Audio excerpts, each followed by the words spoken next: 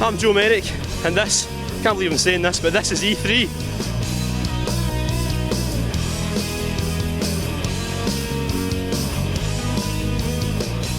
Alright, I'm Joe Merrick and I'm your Access TV presenter for E3 2012. Now, it's a wee bit hotter here in Los Angeles than I'm used to back in Scotland, so I've decided to bear all and show my legs and my shorts today.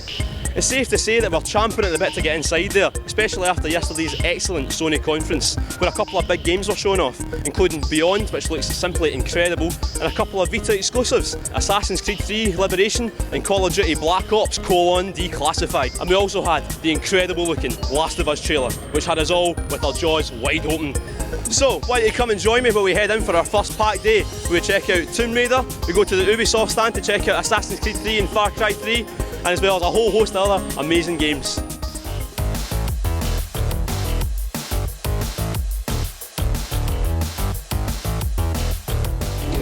Okay, here we are at the Tomb Raider stand. Now, I don't know about you, but every time I see this Tomb Raider reboot, I think it's looking better and better. I'm just about to have a wee pop in and have a look at the demo and then have a chat with the Crystal Dynamic guys to see how it's shaping up. Please come and get me. So we're really showing that evolution of Lara's character, right? That's the big push this year. We're showing her going from sort of zero to, not hero, but that's starting to begin that journey of zero to hero. She's out there hunting, she's out there foraging for food, and essentially she's out to survive for the first time as well. Lara was bashed about a lot in it. I mean, are there any particularly gruesome ways that she dies or gets... So you can't just show one side of it, as in, well, it's just fun and adventure.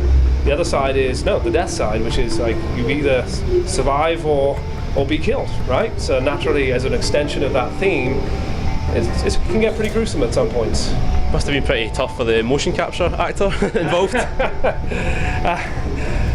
Yeah, she has to throw herself into it, shall we say.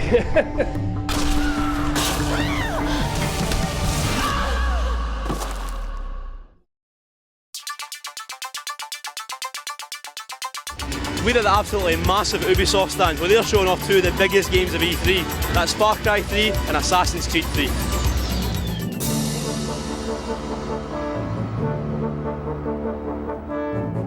Well, we showcased the forest at the Ubisoft conference. At the Sony conference, we showcased for the first time huge naval battles. And if you go back to like what Assassin's Creed is all about, you see that the naval battles are fit into the whole. Like you're basically you're driving your boat, so that's navigation. You're firing off your cannon, that's combat. And imagine like in heavy fog, trying to sneak in an arbor at night, that's stealth.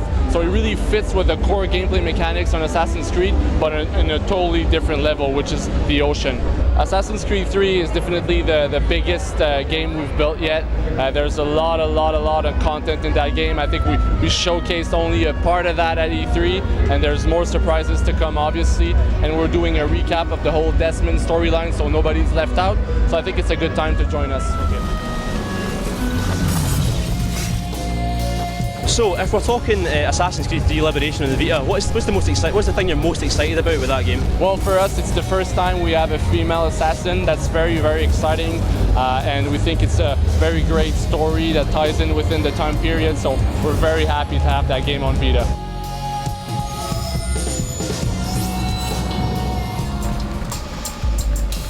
For the first time in franchise history, drop into a new kind of insanity: 4-player co-op. We've got a really monster offering this year at the game. We've got single player, we're showing you single player, showing you this kind of like distilled essence of what the game is going to be about. We've also got 4-player co-op, which we're showing on the floor as well for the first time, so it's a big show for us. First and foremost, the game is like a single player experience. It's all about pushing the narrative. It's got this huge open world experience. Then there's this huge co-op experience too. 4-player co-op, got probably about 6 hours of gameplay, a whole different storyline, a whole different island. You've then also got an entire island devoted to competitive multiplayer. You know, you've got this amazing open world component, which is all about you getting off the beaten track, going and exploring the world, killing animals, finding stuff, just looking around and having a look. You've got this really driven narrative. The writer that we've got worked on Assassin's Creed 2. They've created this real coming-of-age story for Jason and his progress of how he develops and how he kind of is affected by all this insanity around him as well. Talking about Jason Brody, any sort of survival instincts, any sort of survival strategies that you've taken from him? What, when making the game or just generally? I try not to stab too many people, but you know. Well, we just had a wee chat with one of the developers of Far Cry 3 there, as well as a wee shot of the game itself. Bit of an awkward moment to start with because it starts with a naked woman on the screen. Obviously, it's a wee bit awkward seeing that in a room full of other men walking about.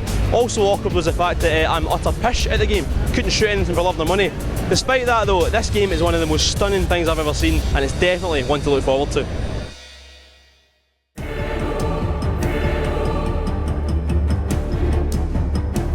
Okay, I'm here with Jason from God of War Ascension for a little interview about the game, and I think the first and most important question is, how do you come up with so many creative ways for Kratos to bash folks' heads in with? Usually we get everybody into a room and we just get on the whiteboard and just start riffing stuff off and just coming up with the that's the funnest part of making the game, just coming up with all these crazy ways to pretty much kill and decap and maim and whatever nasty ways we want to dispatch AI. It's pretty much what the whole game's about, isn't it? So. Yeah, pretty much what at the end of the day I just want to go home and just rip some goat's head off. So yeah. So is Kratos part of any of those teams that you can use in multiplayer at all? There is a blade weapon you can acquire in the multiplayer, but Kratos is not involved in the multiplayer. Because we were going to say Kratos doesn't seem like the kind of guy to have many friends. So. That's right. Kratos usually he does work alone and he does things on his own. Even though he is a general Spartan, he obviously doesn't need any help because he's Kratos. I've noticed that Kratos has appeared in a couple other fighting games like PlayStation All-Stars Battle Royale. He was in Soul Calibur as well. Have you thought of branching him out to other genres, for example cooking games or dancing games? Kratos is real popular nowadays, right? In fighting games, he does feel at home, obviously, because it's all about the brutality. But I'm sure there'll be some other kind of game where Kratos will make an appearance. Like a driving game? It's possible. I mean, chariots. They had chariots back then, so I mean, I wouldn't be surprised if you see Kratos. Who knows, in a chariot.